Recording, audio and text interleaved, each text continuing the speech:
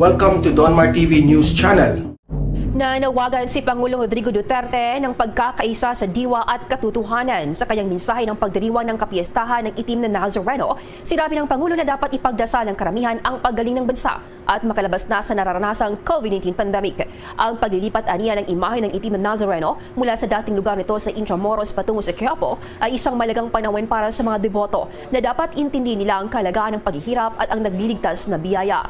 Magugunitang sa kalawang magkasunod na taon, kinansila ang traditional na traslasyon ng itim na Nazareno para maiwasan ang pagkakahawaan ng COVID-19. Base sa inihaing Joint Resolution number 7 ni Pampanga Representative Aurelio Gonzales Jr., isinusulong ang mas mahabang termino para sa Pangulo ng Bansa, Vice Presidente, miyembro ng House of Representatives at local officials. Nakasaad sa resolusyon na bibigyan lamang ng 5 taon na termino ang Pangulo at VP pero may isang re-election. Ayon sa mambabatas, ang 6 na taon na termino ng isang Pangulo ay maikli lang lalo na kung humaharap ang isang bansa sa krisis. Higit pa niya sa isang termino ng Pangulo bago ang bansa ay makabangon mula sa sakuna. Kung hindi naman niya gusto ng taong bayan ang pamamalakad ng isang Pangulo, maaari siyang matanggal sa unang 5 taon na kanyang termino.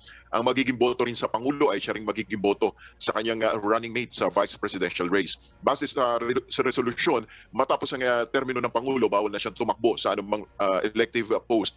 Mula naman sa 3 taon, 5 taon naman na magiging termino ng mga mambabata sa Kamara na may isang re-election. Ang local officials naman, maliban sa barangay officials, ay bibigyan lamang ng 5 taon na termino at hindi na maaaring magsilbi matapos ang 2 magkasunod na termino. Nanawagan ng mambabata sa Senado na agad na mag-convene bilang Constituent Assembly para talakayin na ang panukalang Tchatcha. Makalipas ang halos 1 buwan matapos manalasang bagyong Odette sa Pilipinas, patuloy pa rin ang konsultasyon ni Deputy Speaker Loren Legarda sa mga leaders at mga local officials sa iba't ibang bahagi ng Visayas at Mindanao. Kamakailan ay nagpabot ng personal na tulong pinansyal si 3-term Senator Legarda upang maggamit ng mga LGU sa probinsya ng Negros, Cebu, Bohol, Palawan at Leyte para yan sa mga relief goods at iba pa.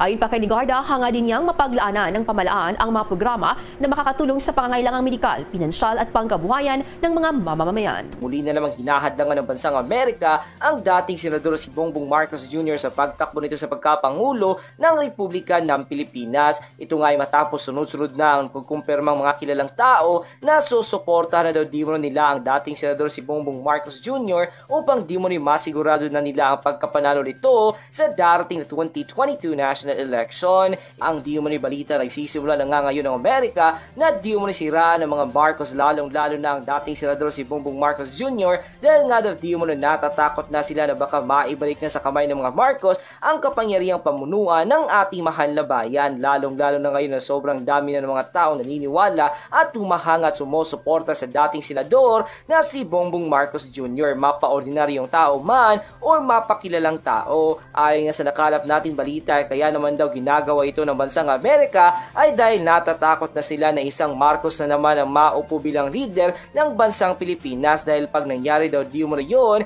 ay hindi na makakahut-hut pa ng bansang Amerika sa bansang Pilipinas at yun nga din daw ang naging dahilan kung bakit ganoon na lamang daw ang galit ni Pangulong Rodrigo Roa Duterte sa bansang Amerika kasi nga ay hinuhututan nito ang yaman ng bansang Pilipinas sa dapat sana ay para lamang sa mga mamamayang Pilipino. Banat pa na marami sa ating mga kababayan halatang halata daw di mo takot na ang mga dilawan lalong-lalo na mga oligarko at Amerika na maging Pangulong muli ang isang Marcos kasi nga ay mahihirapan na silang gatasan ang bansang Pilipinas dahil alam na nila kung gaano ka-stricto at gaano kagaling na leader ang dating senador si Bongbong Marcos Jr. At ayon nga sa nakalap nating balita ay natatakot nga ang Amerika na maging Pangulong muli ang isang Marcos kasi nga ay natatakot sila na maging Tiger of Asia na naman ang bansang Pilipinas kasi nga magkataon ay mahihirapan na silang gatasan muli at hututang muli ang bansang Pilipinas. Kaya wag na lamang daw aksayhin ng mga dilawan lalong-lalo ng mga oligarko at ng bansang Amerika ang kanilang lakas, pera at panahon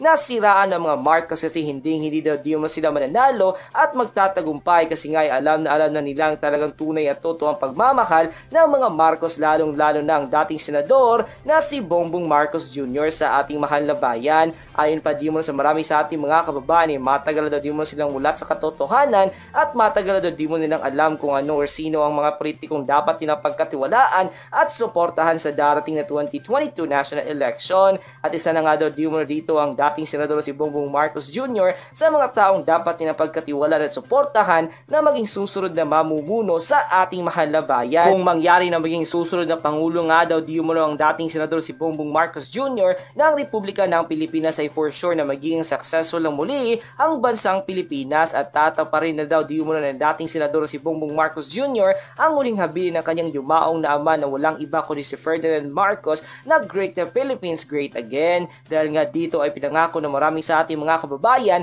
na ibibigay daw di mo nila ang kanilang buong suporta para lamang masigurado nila ang pagkapanalo ng dating senador si Bongbong Marcos Jr. sa darating na 2022 national election. Nang lumabas nga ang balitang ito ay umani agad ang samot-saring komento mula sa marami sa ating mga kababayan at marami nga sa kanila ngayon ang hindi napigilan ng kanilang sarili na maglabas ng kanilang hininga at komento sa mundo ng social media. And the netizens posted, "Ano ba yan? Sobrang halata naman at takot na kayo kay Bongbong Marcos. Hihihi. Bakit nakikita nyo na ba na talagang sobrang laki ng tsansa na mananalo na siya sa pagkapangulo ng aming bansa? Sorry na lang talaga kayo kasi kahit anong gawin ninyong pagpigil at paninira kay Bongbong Marcos ay hindi nyo na mababali o mababali pa ang matagal ng nabuong pagmamahal at tiwala namin sa pamilyang Marcos. At kahit anong gawin ninyong pagpigil sa kanyang pagtakbong Pangulo ay hindi nyo na talaga bababago ang nakatadhana na may babalik na sa kamay ng mga Marcos ang kapangyarihang pamunuan ang ating mahal na bayan. Hashtag Get Lost America. Hahais, nangingialam na naman kayo. Bakit ba kasi hindi nyo matanggap-tanggap na talo na talaga kayo ng mga Marcos? Bakit ba kasi hindi nyo matanggap-tanggap na kahit anong gawing paninira ninyo sa mga Marcos, lalong-lalo na sa dating senador si Bongbong Marcos Jr. ay hindi na namin yan paniniwalaan kasi matagal na kaming mulat sa katotohanan at alam na namin kung sino ang mga taong dapat namin pagkatiwalaan at kung sino ang mga taong hindi namin dapat pagkatiwalaan. At isa na nga dito mo na si Bongbong Marcos sa mga taong dapat namin pagkatiwalaan kasi matagal na naming alam kung totoo at tunay ang kanyang pagmamahal sa ating mahal na bayan. Hashtag Bongbong Marcos for the win. And sa naging komento nga na ito na marami sa ating mga kababayan ay kumpirmadong kanilang sinasabi na kahit anong gawing paninira pa na marami sa ating mga kababayan sa dating senador si Bongbong Marcos Jr. ay hindi na di mo nila ito paniniwalaan kasi alam na nila kung gaano kabuting tao at kung gaano katotoo at tunay ang kanyang pagmamahal sa ating mahal na bayan. Kaya ngayon pa lamang ay kinukumpirma na ng marami sa ating mga kababayan na kahit na wala pa man di mo ng eleksyon ay napagdesisyonan na di mo nila kung sino ang kanilang sosuporta at iboboto sa darating na 2022 national election. At yun daw di mo ni walang iba kundi ang dating senador si Bongbong Marcos Jr. sa pagka-presidente ng Republika ng Pilipinas at ang presidential daughter naman na si Davao City Mayor ni Sara Duterte Carpio sa pagka-vice-presidente ng Republika ng Pilipinas. Kaya payo nga na marami sa ating mga kababayan ay huwag na lamang daw talagang ituloy ng ibang mga presidentiable sa kanilang planong pagtakbong Pangulo ng ating mahal na bayan kasi nga hindi naman daw talaga sila mananalo kasi nga hindi naman daw talaga nila ito iboboto at susuportahan sa darating na 2022 national election kasi nga ay ayon di mo sa kanila ay matagal na di mo nilang alam kung anong klaseng pagkataong meron ng mga ito at yun daw di mo na hindi dapat pagkatiwalaan na maging susunod na Pangulo ng ating mahal na bayan. Pero kung ipagpipilitan daw talaga di mo nila ang kanilang sarili na tumakbong Pangulo ng ating mahal na bayan, huwag na lamang daw di mo silang mag-expect na mananalo pa sila kasi nga ay masasama lamang di mo na sila sa 8 diretso alidoro kasi nga hindi naman daw talaga sila mananalo kasi nga hindi naman daw talaga nila di mo susuporta at iboboto sa darating na 2022 national election